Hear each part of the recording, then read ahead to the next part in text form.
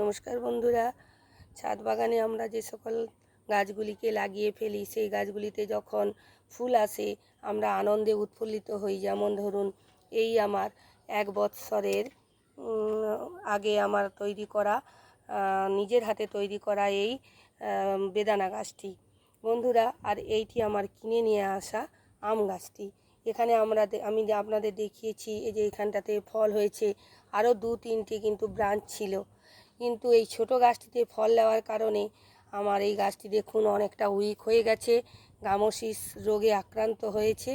আর আমার এই গাছটিতে যে ফলগুলি ধরেছিল আমি ভিডিওতেও দেখিয়েছিলাম আপনাদেরকে আগে, সেগুলি আমি ছিঁড়ে ফেলে দিয়েছি যাতে এই গাছটি ভালোভাবে গ্রোথ নেয়, আরও একটু সময় পায় তার নিজেকে তৈরি করার। এখন দেখুন আবার ফল আসা শুরু হয়েছে, আমি এর মধ্যে থেকে 2-1টি ফল আশা করি নেব।